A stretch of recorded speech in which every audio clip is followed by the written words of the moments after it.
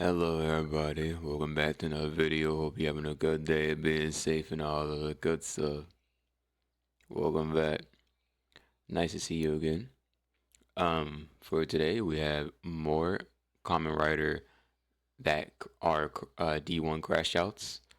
And other than that, let's just get into the video. I hope you enjoy it. Don't forget to put your comments down below. And yeah, let's get into it. Oh yeah, video will be linked in the description down below. And hit the like button, hit the sub. Thank you.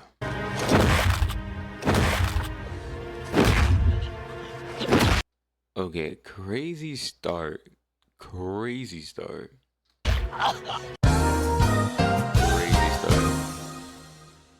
In today's video, we double back to the Berserker board and present 3 more riders who have gained a form that makes them lose themselves and crash out on the world around them. Just like last time, both terms will be used loosely and liberally during the 3 exhibits presented today because fuck you, we have fun here. With that out of the way, like and subscribe and let's get started. Let's start off with arguably one of the OG Crashouts and a fun 2-parter. See what I did there? Shotaro and Philip pick up a case from a lady that says the Kamen Rider of the city is Robin Banks, which obviously is a problem since the 2 of them are the actual Kamen Rider. So they manage to find the imposter, aka the Arms Dopant, and they have a fun bike chase that leads to the reveal that the lady is actually part of a duo thief team. Apparently, the Arms Dopant is her partner, Abba Red, and this transformation has changed him into something completely different. Together, they were just non-violent cat burglars. But now, Abba Red is just up in the blick and airing out Banks while pretending to be Futo's masked rider. Eventually, they track down Abba Red's location and attempt to talk no jutsu him out of thieving and drugging in this way. Unfortunately, Abba Red is hooked on that Gaia memory power, like hooked. And it ultimately leads to Shotaro and Philip putting that shit on to fight a strung out Abba Red. The 3 go back and forth swapping hands, but when the Arm Dopant escalates to using weapons, you know, cause arms Damn, but the weapons first is crazy. and Arms Dopant means weaponry, double reacts in kind. They match Abba Red bar for bar until they use their Hold up, I just want to say this. I really just want to say this. Hold up. double reacts in kind. They match Abba Red bar for bar. The fit is fitting for real. I love the silver and red. I'm loving it. I just have to say that. Until they use their big ass wagon to blindside the drug out kaiju. Okay. Suddenly, Abba Red gets a phone call from a lady on a radio telling him to wrap this shit up. So he gets in the mindset to do so. And I don't know about you, but if somebody told me, let's do this for real, while they were swapping hands with me, I would have been kind of worried. Cause I'm like, what you mean you wasn't going for real? I was giving it my all. What the fuck you mean? You was just holding back. Same here, buddy. If I was giving it my all and buddy said, it's time to actually start trying now. Or it's time for me to get serious. I'll be honest with you. I'm good. You won, buddy. I was giving my all the whole time. You wasn't trying? Yeah, I ain't trying to get my ass beaten like that. So I'm just gonna make it quicker. I'm just gonna walk off. We can run this back when I'm trained up. When I get my power boost and all the other bullshit. Shit. Personally, I thought Arms Dopant was gonna make a bazooka, but instead he snaps his finger and Double is surrounded by a bunch of henchmen. Crazy. This Uno reverse turns out to be even worse, as the whole meetup was actually a trap for them, and they have Akiko at gunpoint. To save her, they need to de-transform, but the boys plan a counter instead. When that counter gets countered by the Arms Dopant, Shotaro is forced out of his transformation with gunk covering the right side of his driver. And this also puts Philip back in his body, who apparently was in the big ass bike wagon. As Abba Red gets all excited to look inside the wagon, Akiko puts it together that all of this payday activity he's been performing in the Kamen Rider's name was all to get their hands on Philip, who once again is in the wagon and for some reason got out to help them. You're a dummy, bitch. You know, for being a crackhead kaijin, this was a really smart ass play. I'm gonna give credit to Abba Red. Sayako could have made the plan, but Abba Red's gonna get the credit from me.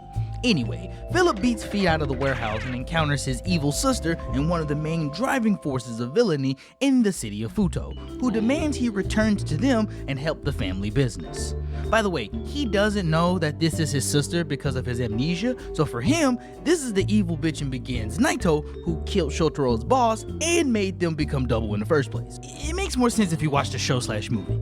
Anyway, when he refuses due to stranger danger, she attempts to forcibly take him back, but he manages to duck, dip, and dodge all of her attempts, but not before running into the same little dinosaur he saw earlier, giving him his mild PTSD flashbacks. Since Philip ran away from them and out of the wagon, this leaves Shotaro and Akiko with Abba Red strung out ass. But he got baby robots giving him flashbacks. Ah, no. My bad. That just popped in my head. You know what image popped in my head? Never mind. I ain't gonna say that. And a later ransom phone call proves it. Crazy. Either Philip shows up to the abandoned warehouse, or his friends are gonna play a jigsaw game with him. And trust me, Abba Red means Do not that want shit. that. The only option that they really have left, since Excel doesn't show up for a few more episodes, is something called Fang, aka the seventh memory of Double. Now technically, we've seen it thrice before we even knew its name, but according to Shotaro, it's a walking Gaia memory that only Philip can use. The problem with that though is that Philip doesn't want that thing around, and when Shotaro explains to Akiko the tale of their first time using it, he explains that Philip feels like he loses himself while transforming and becomes something else in the process of using it. That's why when he was like sweating at the beginning of the episode, he saw it, he went, oh damn, not you again. And since Shotaro won't tell us what happened, I feel obligated to paint you a picture of what he's talking about. Flashback. This all takes place during the events of Begins Night, that big old backstory thing that Philip and Shotaro always hint at, but you never really get to see the entirety of in the show. Yeah, that happens in this movie. This is where Shotaro's mentor and Akiko's dad, Sokiichi Narumi, dies, and the duo become both versions of Double in that same night. At the time, Philip's all real cool about it and shit, and when they put that shit on, they go to town on a bunch of minions. But real talk, it's a really brief scuffle, but it gives us a taste of the berserking to come. I ain't gonna lie to you. Fire fit. Black and white, bro. And I like the little blades on the side, bro. The little blades. I like that. I really do like that little. I like how some of the stuff is like more spiky in this form right here. I really fuck with that for sure. By the way, this is an interesting story.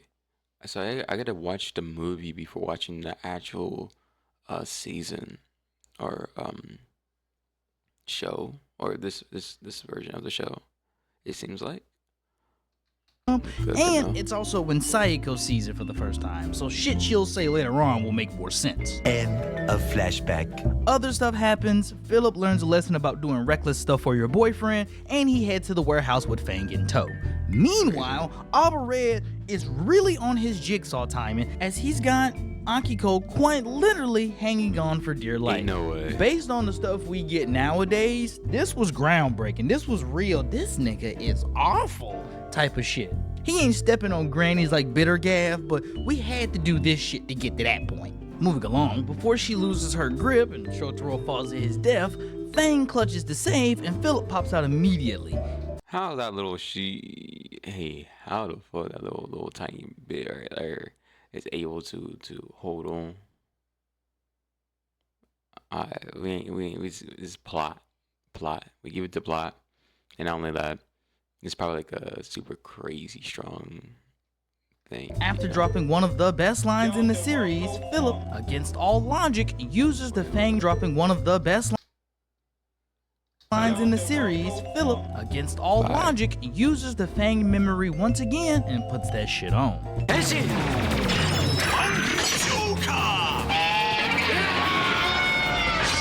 Man, that's tough. Just like in the flashback, Akiko points out that Philip turned into Double this time, and this version fights nothing like the original.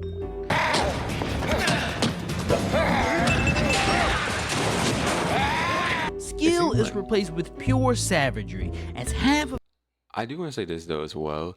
It seemed like during the transformation he had like blood tears. I don't know if that's true or not. I might have just been looking at this just I could Them be are wrong. relentless, tearing through this crowd of jobbers with no pity.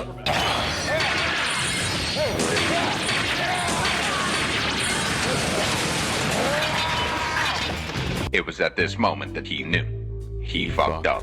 The moment Abba Red Crazy. saw Double use his arm I'm blade loving as a it. shield to block their attacks, he knew he was about to get that work, and Double starts putting that berserker belt to ass, really sobering him up. Crazy. Sayako, spectating this shit from the safety of her car, mentions how Fang makes Philip go all oonga boonga as a defense mechanism, and that power is strong enough to catch somebody like her off guard, just like it did in Begins Night. And after seeing this dopant get the beats, we see Abba Red resort to using Akiko as a hostage again to gain an advantage in this fight. And I will assure you that half of Double does not care.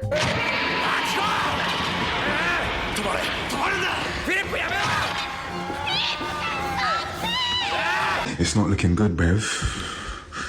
It's not looking good. Don't worry though, through the power of friendship and boy love, Shotaro is able to regain Philip's mind, and together they gain control of Fang Joker to save Akiko. Now in full control, a quick QTE cleans up all the minions and stuns Abba Red long enough for the boys That's to drop fire. 3 meters of memory-breaking pack watching that ass.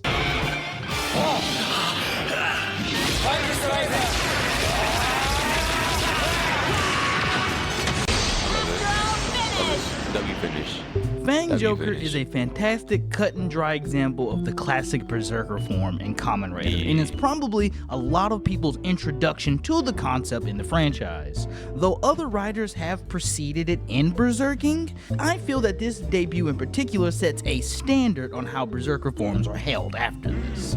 Saiko's explanation of the Fang memory's influence perfectly encapsulates this, as it turns Philip and subsequently Double into a warrior who eliminates all opposition, doing whatever necessary it is to protect him. Her words, not mine.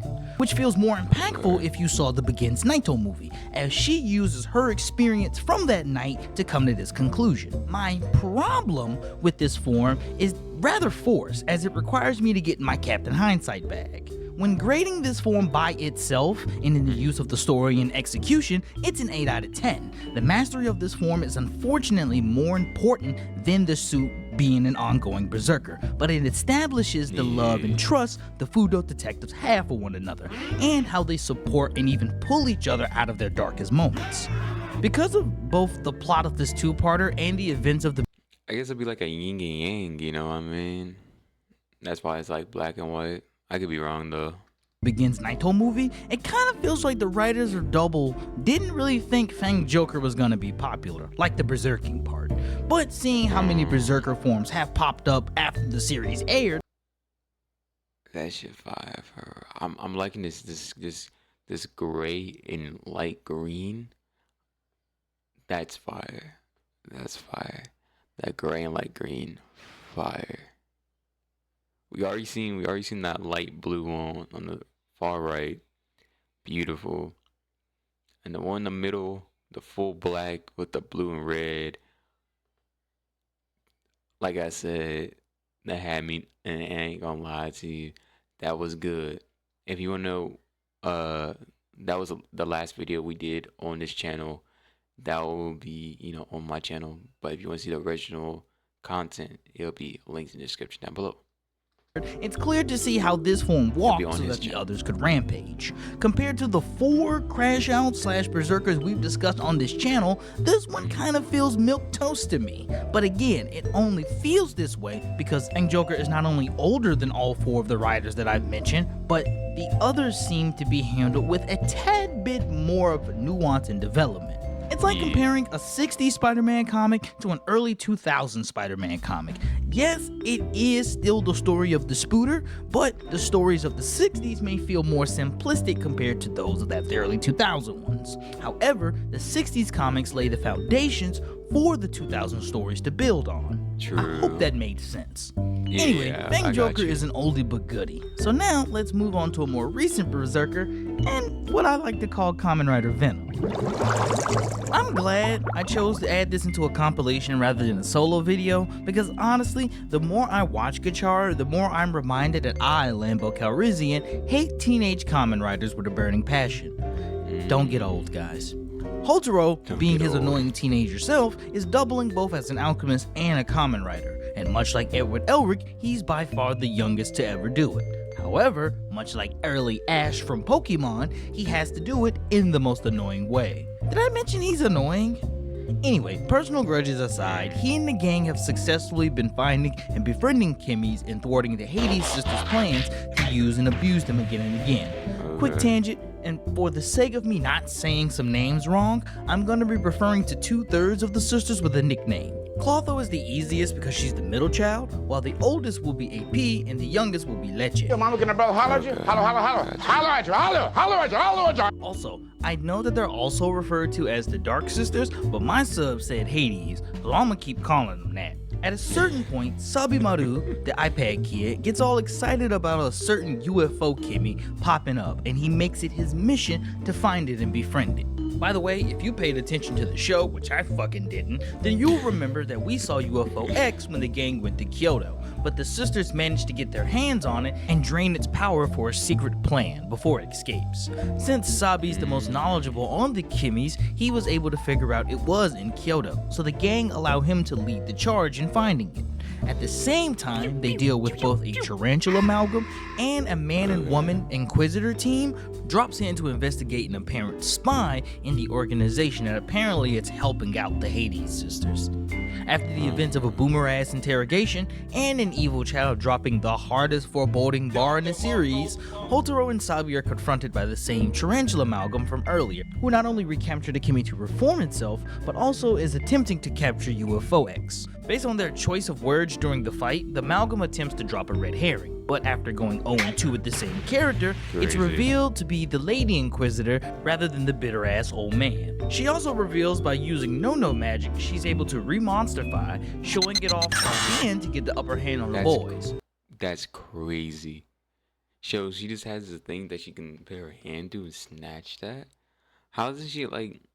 So how can she just aim it to whatever she wants? Like, is it whatever she sees, and then when she puts her hands through, or like, is it linked to the card itself? I'm guessing it's linked to the card.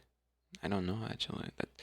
That's. When the rest of the gang show up, they not only Uno reverse her, but they get her to start monologuing on how she's been drinking that Hades sister Kool-Aid and is 10 toes down and helping revolutionizing the world, whatever the fuck that Crazy. means. Hey, Hotaro and I have something in common. Anyway, she reverses their Uno reverse, and it looks like she's got the gang on the ropes, just in time for the Hades sisters to pull up. She assumed she was finna get a I really just gotta say this. How the fuck is she just able to lift that man's whole body up? Understand that she's using the little ability thing to like put her to like get her hand towards him, but how does that make her stronger for real? No, they did say she was drinking some serums. None of mine. I think I understand that. co-sign for the Good Minion Award, but they pack her up instead for overstepping, whatever the fuck Crazy. that means. And when Hotaro questions their morals and ethics, AP responds by dressing down his naive notion of friendship and how it ain't even worth the $2 bill. Sounds like something my dad would say. And once she asked the question, what happens when you lose that, I knew these girls was cooking up something sinister. Suddenly, Clotho rushes Minato and Sabi while Leche clashes with Spanner, that lucky motherfucker. The moment 1000%. Clotho put Sabi in that arm lock and pulled out a driver, apparently representing the pure manifestation of human malice, I knew shit was about to get wicked. Clotho puts that dark about to card get in Sabi's wicked. hand, Sabi fails his wisdom save, and through the infernal command of AP, Sabi involuntarily puts that shit on. Man. But wait, There's more.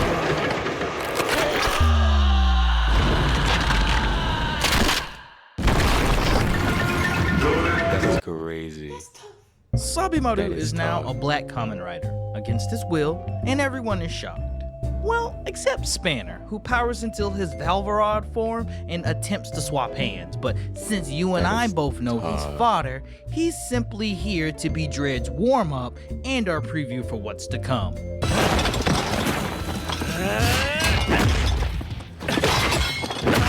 Crazy. That boy is good.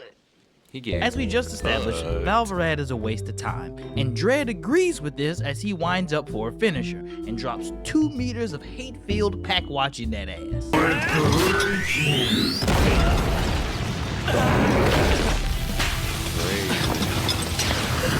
Packed Part up, that gets me packed up, watched up. Smoked his pack right there. Ain't gonna lie to you. Crazy activity. is that for some reason, people are shocked by this. Like they're surprised Spanner lost or something. How's that, all right? What's the fucking matter with you? What is the fucking matter with you? What are you, stupid or what? Huh? Anyway, it's Hotaro's turn, and since he's the actual Kamen Rider, he should stand a better chance.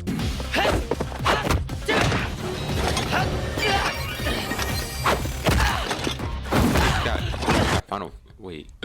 Did he just got Final Flash? Oh, no, not Final Flash. My bad. Don't cook me, please. Don't cook me, please. I just realized what I said. I realized what I said. Okay. I meant to say. Shit. What was I going to say? Fuck. Let's keep going. Sensational. It's when Dread decides to air this bitch out and goes blick akimbo like he's Jack Landers, when the gang realizes that Dread is going Oh, I got it. Final Flare. I got it. Y'all proud of me? You proud? Okay. Let's keep it going. turn for turn with Gachara like it's Yu-Gi-Oh! In fact, the combination of the sisters' repli cards combined with the fact that they chose the person who has the most knowledge on Kimmy's makes this a very dangerous combo. With one card alone, Dread is able to match Gachara in both his speed and strength-based forms, and even gets the jump on him with a paralyzing headlock. If you can't tell, things are bad. And when everybody starts getting their respective asses waxed, it becomes even more apparent. It went from worse to worse, sir. This apparent crisis just helps Gachara get back up and do his dang old best in base. But when he charges at Dread, the Black Rider has a plan. Ain't no coming. Yeah, that's what I would have did.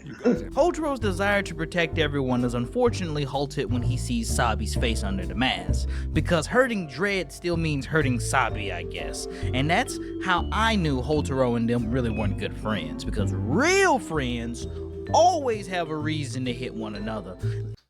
Personally, I agree. Respectfully, I had to beat your ass. Respectfully, but it's not.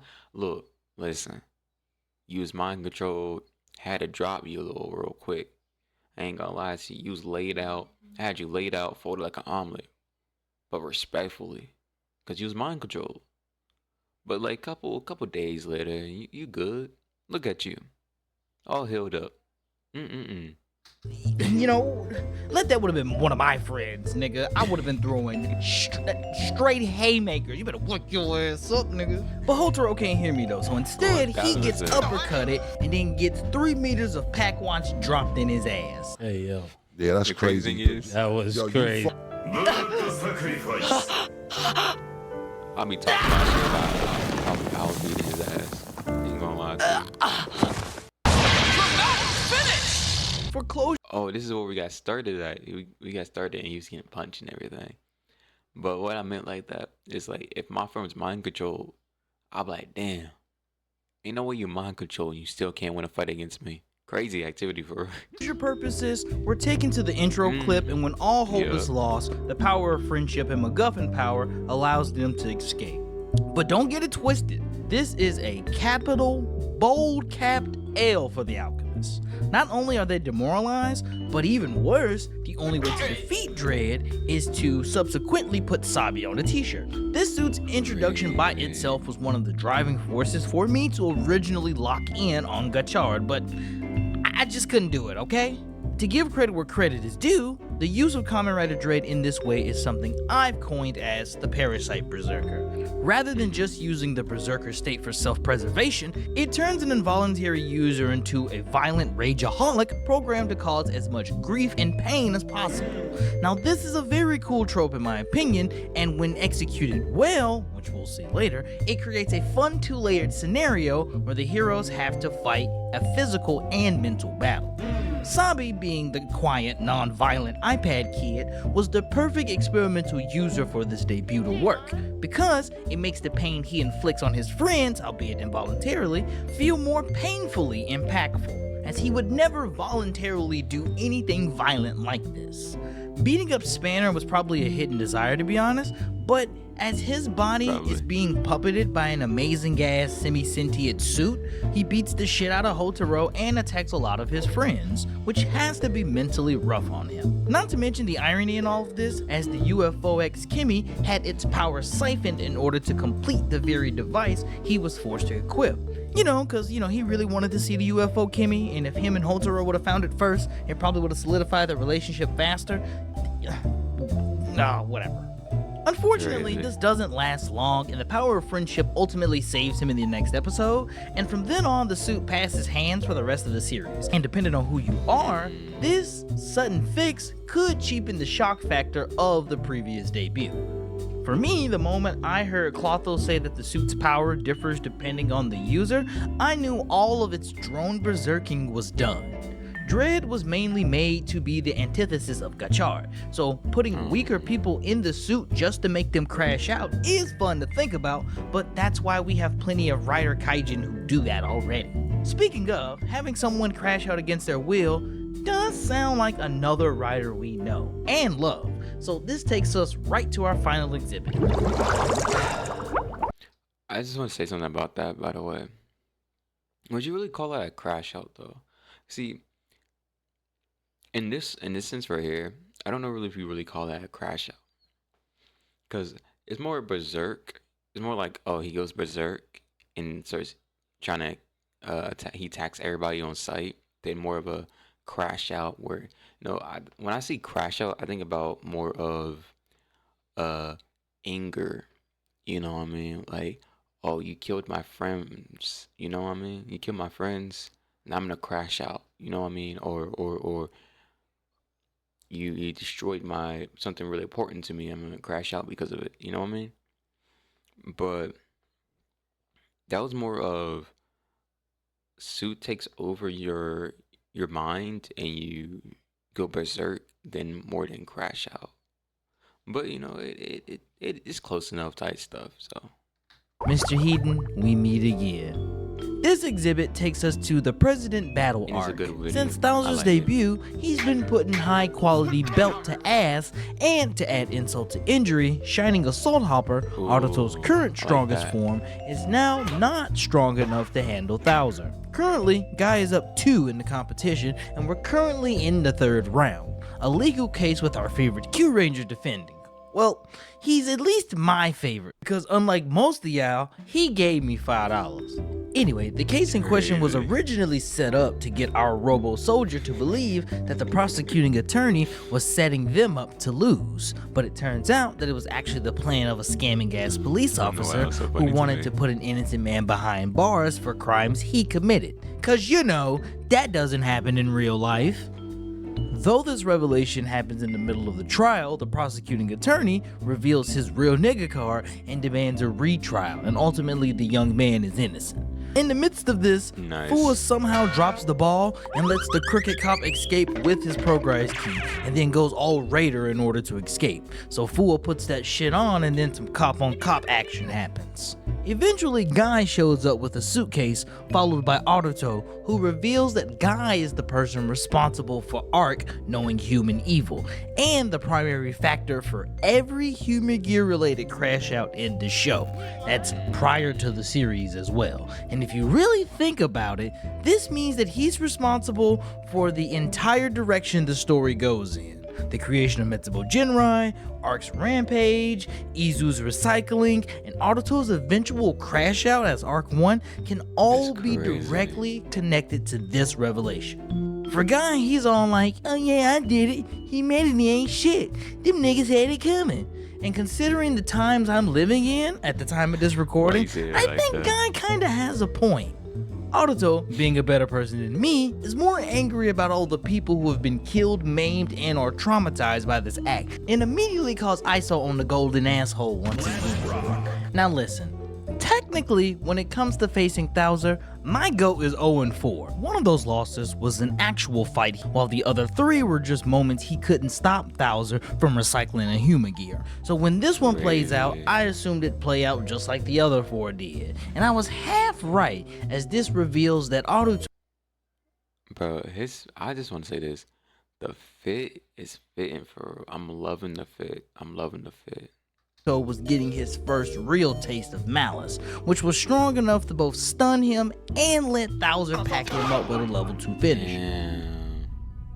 You can't keep getting away with it! As Aruto was reeling from his 5th ale, Guy pulls out a doohickey from his suitcase, and then shit starts to get wicked.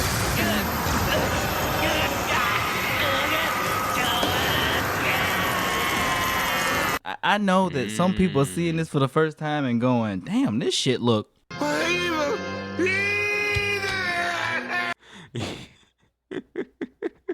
Evil. I fucking love that. But nah, that shit looks badass for real. And okay, I see what's going on here. This one's more of a... He's using his rage to transform him type shit. I'm fucking with that. For those uninitiated, said doohickey is the Metal Cluster Hopper Progress key, a key designed to directly fuck with 01 by linking Aruto's mind with the ARC satellite rather than the good one he's normally attached to.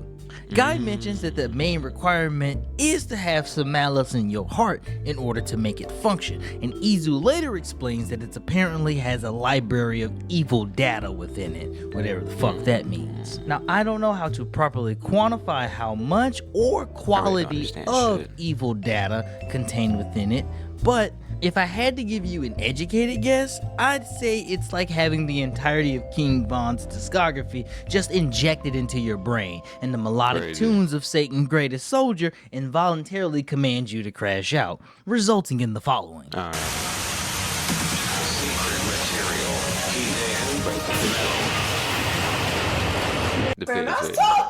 that's tough. I'll be the first to say, on the surface level, giving your op a new form seems like a bad idea. Yaiba must have heard me when I was watching this, because she even questions why this thing is being made, to the point where some of the later things to discuss still doesn't make sense. But we won't truly comprehend the reason until later. Spoilers though, Guy's just a hating ass nigga. But to move on, somehow Fua and the Crooked Cop's fight moves to this area, and the moment these two realize it,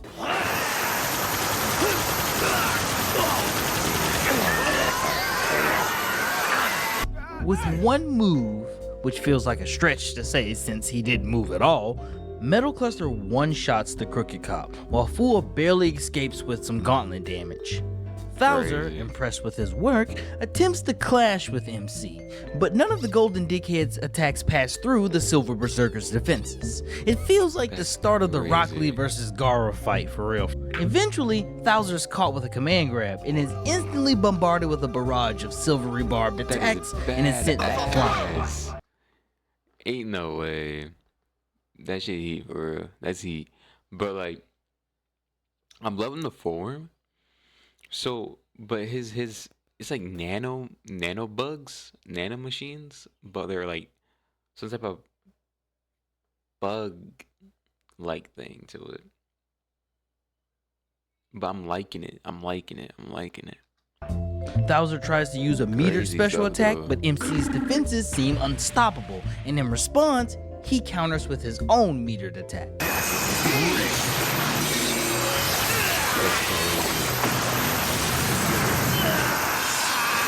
Damn!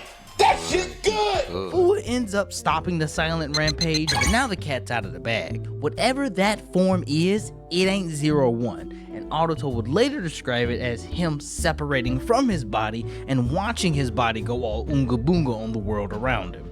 To make matters even worse, the only progress key Aruto can use now is the Metal Cluster Hopper key, and no matter what he does, he can't control the hate and malice Arc releases.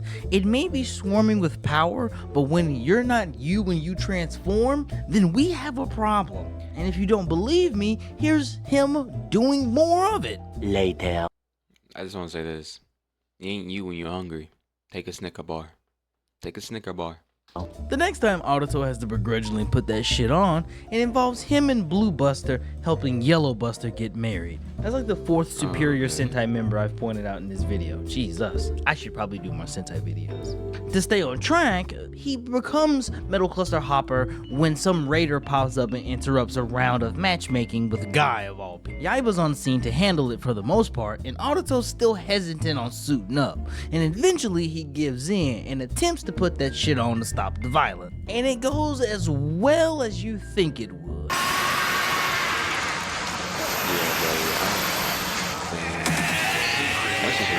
Autoto immediately loses to Arc's influence and the rampage of Metal Cluster begins again.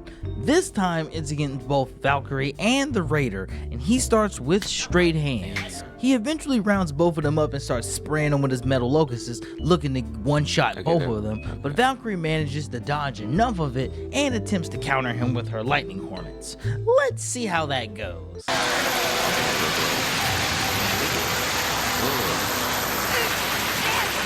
If your response was also, Well, that didn't work. then we're birds of a feather. And this failed plan only sets Metal Cluster's aggro on her. He starts getting into his Ike Turner bag. Vulcan shows up in the nick of time and manages to grab Metal Cluster's attention. And MC switches targets on that slasher movie timing. Look, watch. Shit, look at it, perfect. Vulcan is slightly better in handling Metal Cluster than Valkyrie, but remember, he isn't truly trying to put the pots and pans to Autoto, and he just wants him to not lose control. So with their combined efforts, they're able to power him down, while Guy revels about all of it in the back. More stuff happens involving the Busters and the Raider who showed up and got away in the last fight, who is revealed to be Japanese Jack Black, and he's upset that Yellow Buster is looking for a man that ain't him. And to make matters even worse, now she apparently wants to hump a robot.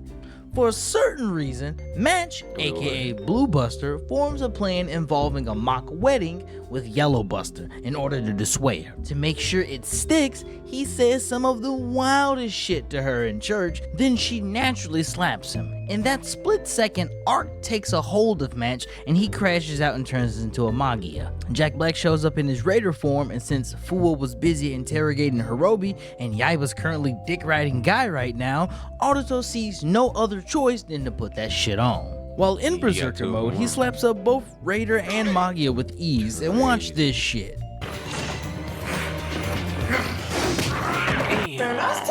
Before the Raider is MC's next victim, Bowser shows up and attempts to test its Oonga Boonga strength again. So he starts the fight off and lands a smooth 3-piece on Metal Cluster, but once he got yoked up in that command grab, I knew where this was going. Oh shit, here we go again. Since most of Metal Cluster's attacks are both safe on block and armored, he goes straight for a 3-minute finish. Bowser prepped himself to buffer the damage from the attack, but this shit got splash damage.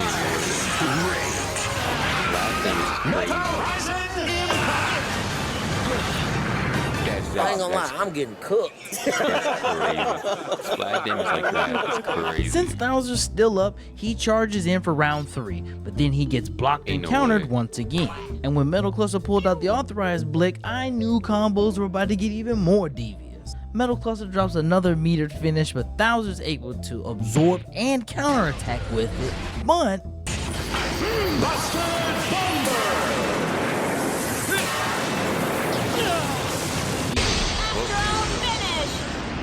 to quote my best friend Baker, that's some Yujiro Hanma shit right there. This nigga just countered a counter. I would've took my belt off if that shit happened to me. Nah, nigga, I don't even know why I made this. If I was Guy, I'd be like, why the fuck? This is nuts. The fight ultimately ends with Bowser landing a max metered finish on Metal Cluster, officially stopping the rampage, but think about how long and how much it took to get to this point. Oh, and Match planned for all this stuff to happen. It was just like an emotional situation that would get Yellow Buster and Jack Black together, but we not here for that. I just wanted to give you closure. Metal Cluster Harper is not only a parasite berserker that predates Dread, it's also a strong reason to why I like that black suit. This version of the Parasite Berserker sees Arc puppeting Autoto's body like a malice-powered Sims character. Since Zaya made the 0-1 system and uses a grasshopper theme as a representation of jumping towards the future, it makes sense that the inverse of this idea would be themed after locusts, a type of aggressive grasshoppers that are known to swarm and devastate crops and even cannibalize their own. The show doesn't use the word locust, but a single Google search will help you put all the pieces together. This theming is explored through Metal Cluster Hopper, as Guy created a way for Arc to not only corrupt Autoto in the 0-1 system, but also use it as a tool to spread its malice malware, if you will.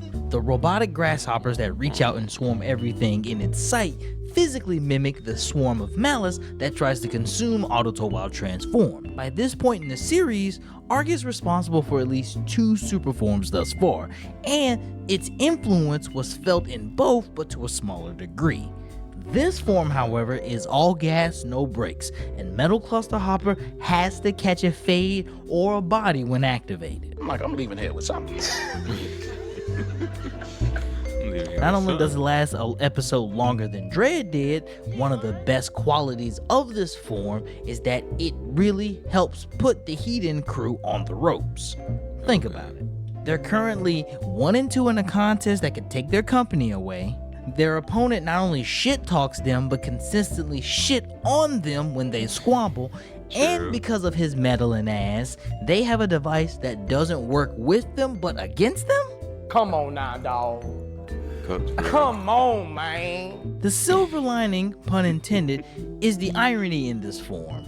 The fact that it's made 1000% out of Guy's hubris, using it as a way to test his might, makes the Progress Hopper Get Back 1000% more impactful. He underestimates the good Zaya and the Human Gear do, and everyone jumps to the same goal of helping Autoto. That underestimation inadvertently gives our GOAT with the title of the most powerful writer in the series until Arc shows up. This also sets the seeds for Autoto's descent into Arc 1, as these interactions display Autoto's innate malice, albeit all of it originating from a righteous place. Him wanting to put the pots and pans on Guy for making Arc Japanese Skynet and causing a plethora of unnecessary death and destruction is honorable, but him getting all angry in the process only bred the connection to malice that would eventually lead him to crashing out on Hirobi. Damn, I guess Guy did have a point. But yeah, man, that's the video. I'm tired. I'm gonna go lay down now.